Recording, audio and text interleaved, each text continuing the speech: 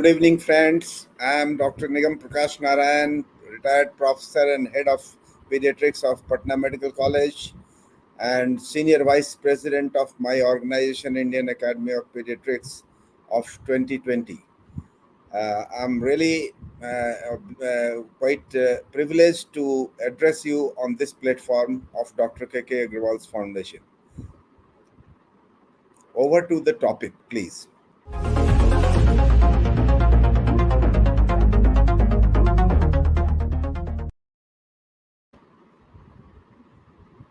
Yes, let us share the slides now.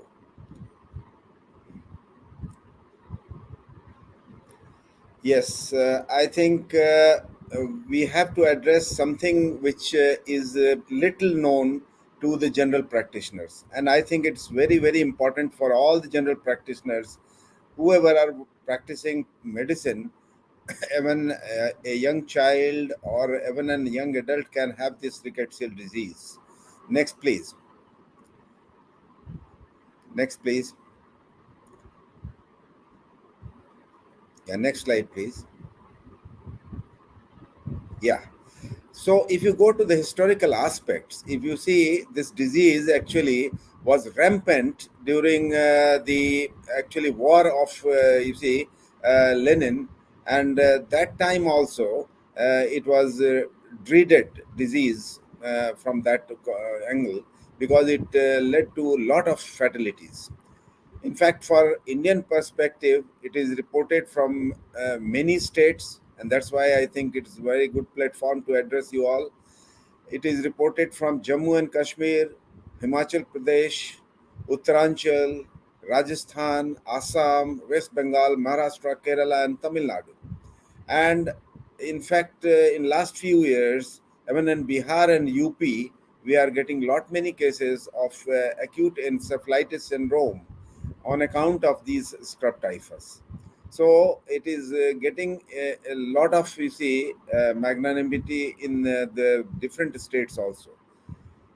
There is a high magnitude of scrub typhus, spotted fever, and Indian tick typhus caused by R. conori. Next, please. Next slide, please. Yeah. Yes. So there is one called Tick-Borne Rickettsial disease. This is little less known, so we'll go to family Rickettsial. This is actually this holds a position between bacteria and viruses. They are non-flagellate, gram-negative, pleomorphic coccobacilli, and they are adapted to obligate intracellular parasitism and transmitted by arthropod vectors like lice, fleas, ticks, and mites, in which they are found in the alimentary canal. And in vertebrates, including humans, they infect the vascular endothelium and the reticular endothelial cells in particular. And that's why there's a lot of vasculitis. Next, please. Sorry for a little delay because the slides are coming little late. Yes. Rickettsial, the genera Rickettsial, Rickettsia, Orientia, and Erlicia. These are the different families. Next, please.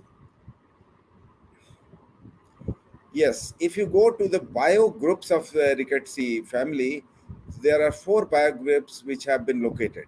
The spotted fever group has Rocky Mountain spotted fever, which is the vector for which is lick dogs and the rodents.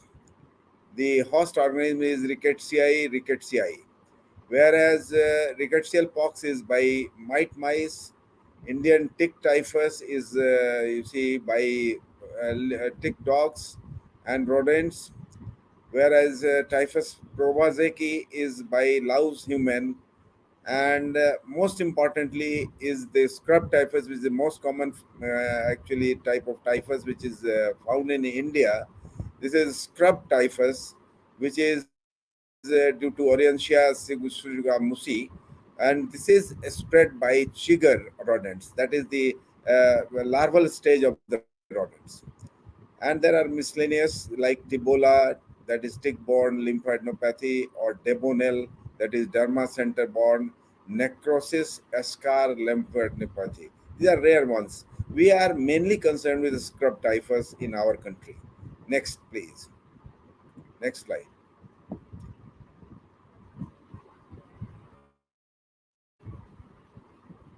Yeah. Next slide please. Yes.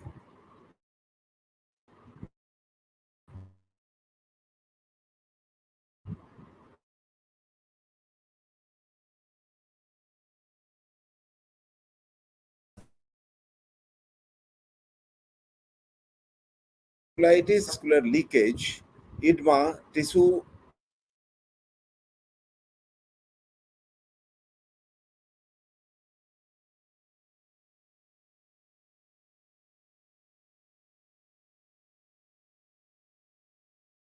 vasculitis itself. And if you go to the next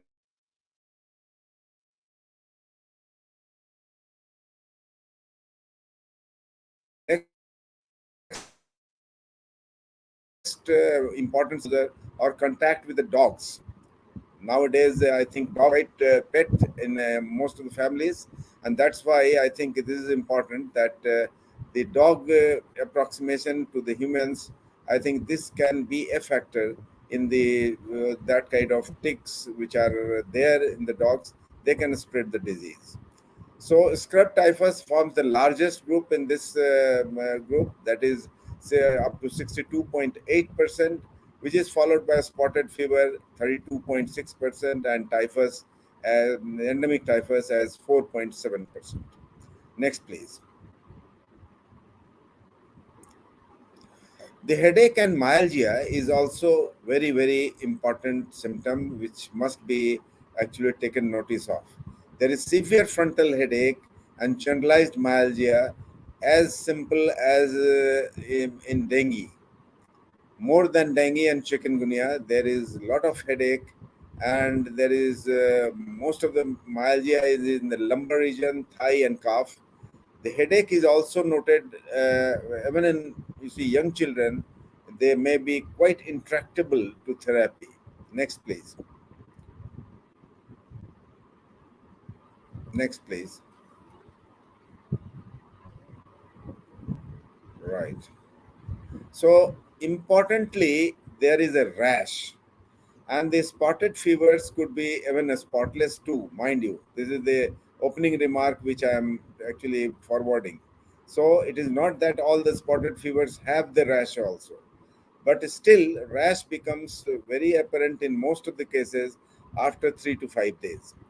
Initially it is pink, blanching, discrete macules, which subsequently become maculopapular, petechial, or hemorrhagic, and occasionally petechiae enlarge to form ecchymosis, and even gangrenous patches may develop. This is the typical finding of this disease, that the gangrenous patches can be there in the earlobes, scrotum, digits, nose or limbs, and this is a sign of vasculitis and thrombosis. And the distribution of rash is initially near ankles, lower legs, palms, and soles. Next, please.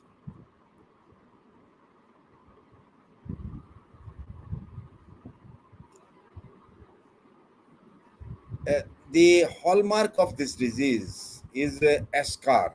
This is a necrotic eschar, which is resembles a skin burn of cigarette butt, as if somebody has burnt the child with you see, cigarette which is already on, which is smoked, and that is actually touched on a skin and forms a necrotic area. This kind of feeling this scar gives. So a scar is a black necrotic area, and this necrotic scar usually has an erythematous rim and is also associated with regional lymphadenopathy. For eschar, you have to undress the child and look at the hidden areas, and sometimes you can find them. The systemic feature wise, the gastrointestinal symptoms, they are like nausea, vomiting, abdominal pain, and diarrhea. Constipation is rarely seen, of course.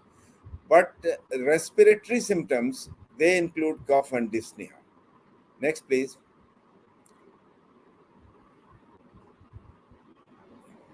Yeah, if you see this child, in fact, he has got the rashes. The eschar is not prominent at that stage, but you can see the rashes which are actually maculopapular here. But if you go to the next, yeah, next slide, please. Next.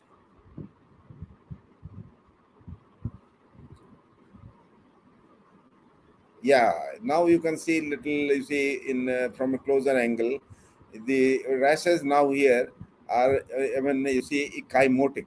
Here you are seeing there are purpuric and there few of them have qualis to form the chymosis. Next, please.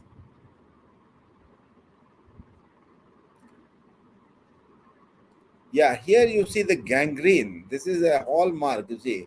Eschar and gangrene. These are the two things which always should be actually hinting you towards this disease of vasculitis, which is the rickettsial disease.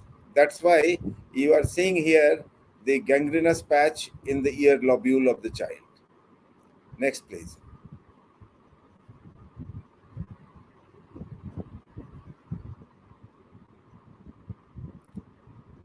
And here also you are seeing lot many, you see, chymotic patches and the purpuric rather patches which are there in the palm of this child, and sometimes the soles are also studded with these kind of you see rashes. Next, please. Next slide, please. Yeah. So the actually this disease got its name from typhus, which is means which in German means that cloud or smoke. So there is a cloudy state of consciousness which was actually seen in this disease earlier on, but not all the cases get it. But definitely this is one feature which may be a prominent one in the latter stages of the disease. There may be dizziness, there may be drowsiness, there may be disorientation, tinnitus, photophobia, delirium, meningismus, and visual disturbances also. So these are the features which are neurological, and they take their, you see, credential for the name of this disease. This is typhus. Yes. Next, please. Next. Yeah.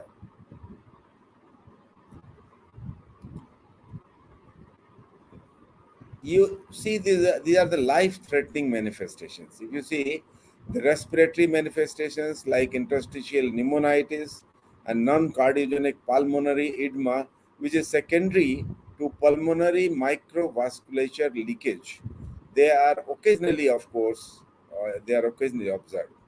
Neurologically, we have told you about this meningoencephalitic syndrome and AES, that is acute encephalitic syndrome, which is known to occur with rickettsial infections, and the differential diagnosis of which will be aseptic meningitis and encephalitis in patients exposed in the endemic areas.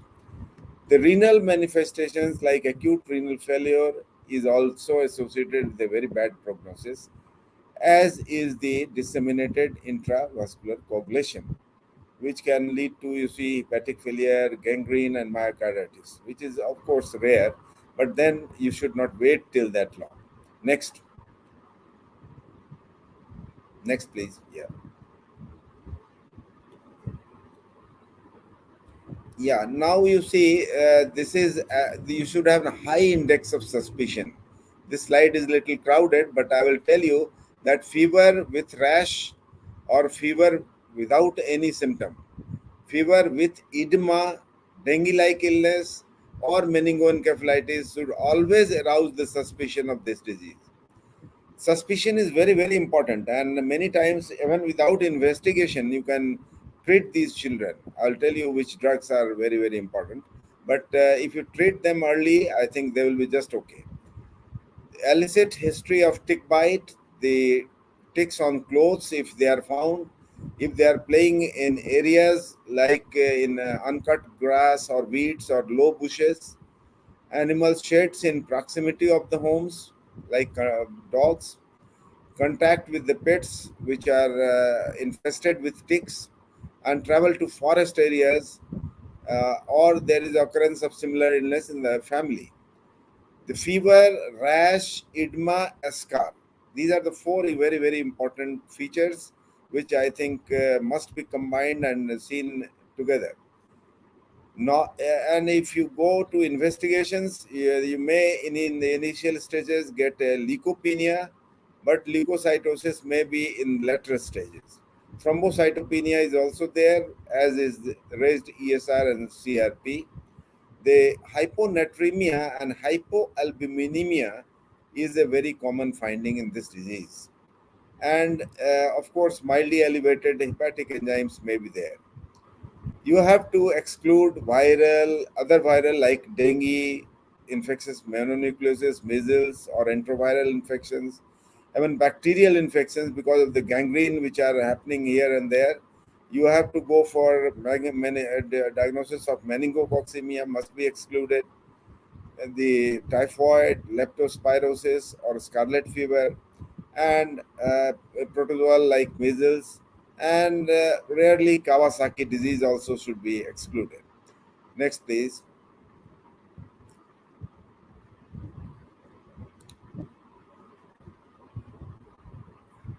Laboratory findings wise, no single laboratory finding is specific for early diagnosis, and that's why high index of suspicion, and even you see early treatment, even without getting a laboratory confirmation, is a very, very crucial part of this treatment of this disease. Next, please.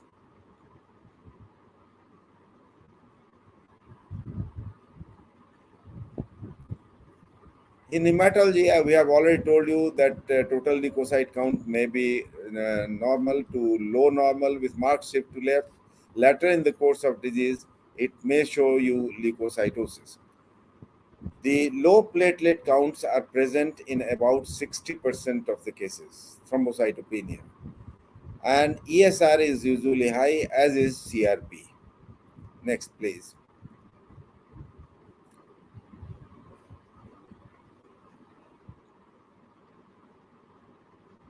In biochemistry, hyponatremia and hypoalbuminemia, they reflect increased vascular permeability, and they are present.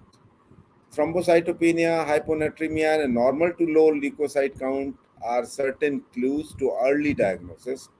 Hepatic transaminases are frequently elevated, and blood urea may be elevated due to pre-renal mechanisms. Next, please.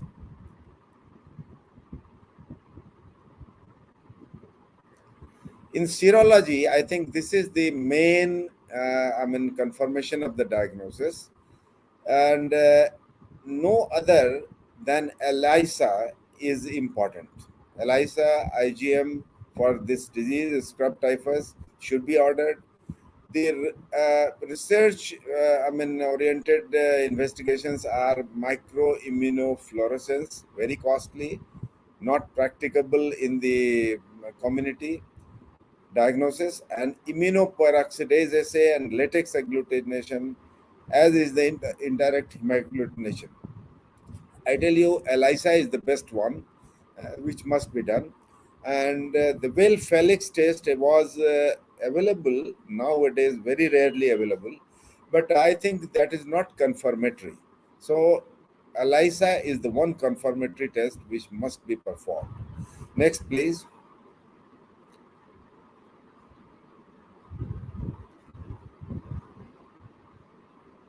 Yeah, well, Felix test, I think the sharing of antigens between Rickettsial and Proteus is the basis of this heterophil antibody test, which is a very old test, but I think not practiced nowadays. And it has got a very poor sensitivity of the well Felix test, and that's why it is not practiced nowadays. Next, please.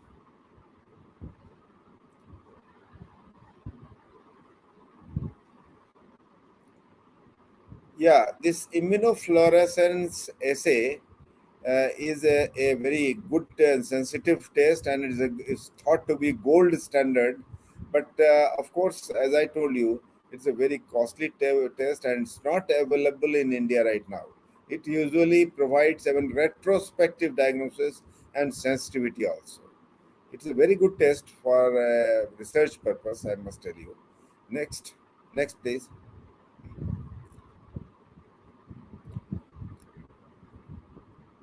The other rarer tests are PCR, which can be done to detect rickettsial DNA in whole blood, Buffy coat fraction, or tissue specimen. And it is the most rapid assay for the diagnosis, but varying level of sensitivity, high cost, and non-availability makes it unpractical for our country. Immunohistochemistry and isolation of the organism is extremely unpracticable, but of course it can be done as a research tool. Next, please.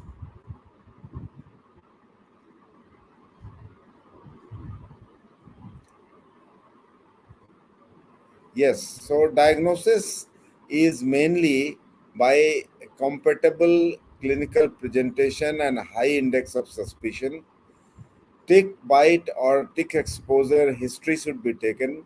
Epidemiological data should be confirmed because there are states where it is prevalent and there should be high index of suspicion there. Suggestive laboratory features, which can be, of course, not that significant and specific. Rapid effervescence with the appropriate. This is, I think, the most important tool in diagnosis in clinical practice, I tell you. Rapid effervescence with appropriate antibiotics. Which antibiotics we are just going to unfold right now. Next, please. Yes, next. Yeah, definite treatment as early as possible to avoid severe disease and fatal outcome is the goal, primarily of the physician. And various antibiotics useful for treating rickettsial diseases are tetracyclines and preferably doxycycline. In the tetracycline also, it is doxycycline which can be used at any age because there is no question of risk of a side effect like teeth staining due to tetracycline group of drug because it is to be used only for 5 to 7 days. That's it. So there is no harm in using doxycycline even in younger children, as young as 2 years, 3 years. There is no problem in using doxycycline, and that's why this is the first choice of treatment which must be used, and followed by chloramphenicol and macrolides like clarithromycin, especially clarithromycin. Out of all, not azithro or roxithro, but clarithromycin has been advocated in this disease if others fail. But still, I tell you, there is no better choice than doxycycline. Very rarely you can use even fluoroquinolones like ciprofloxacin or fluoxacin, efloxacin or levofloxacin. But mind you, the best treatment so far, and it is a confirmatory and diagnostic tool also, to use doxycycline and find the relief immediately within 24 hours. So doxycycline is the wonder drug in this disease. Next, please.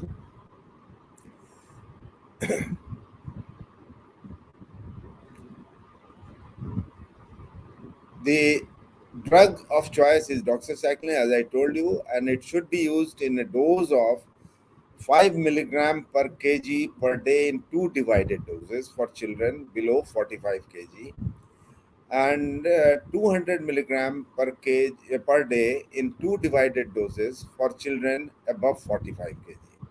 So below 45 kg, it is very simple, 5 milligram per kg in two divided doses. And the duration of therapy should be at least 3 days after defervescence or minimum 5 to 7 days. So I think you can take it as 7 days uh, at large. So 7 days therapy with doxycycline is a wonderful way of treating this disease, and it is even a confirmatory test that this disease was there without even we see going to in other investigations, you can be confirmed that this is only rickettsial disease. So there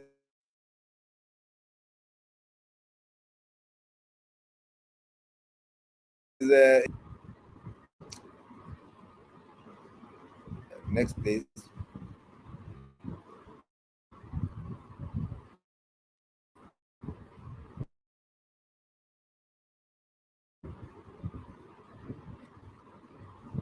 I think the slide is not moving. Yes, clarithromycin, I have already told you, it's a valid alternative to tetracycline and chloramphenicol. You don't have to go to up to this level. You should start off with doxycycline and you will be happy. Next, next, please.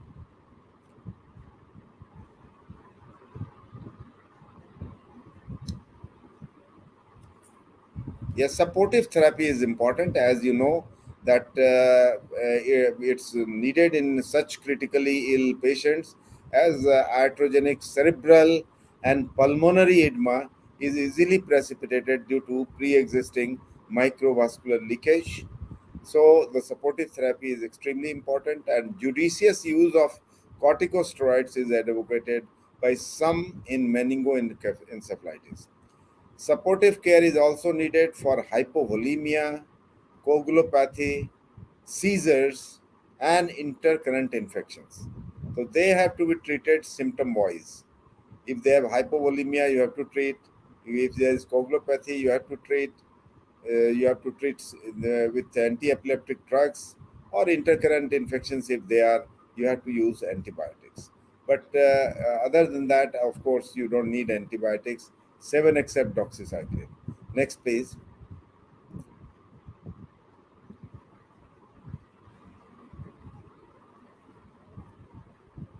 Yeah, I think I'll end up my talk with a saying of George Santayana: "Those who cannot remember the past are condemned to repeat it." And that's why I think we have to know the past of this disease, and we have to treat it very competently with simple doxycycline. Thank you very much for patient visualizing. Thank you. Over.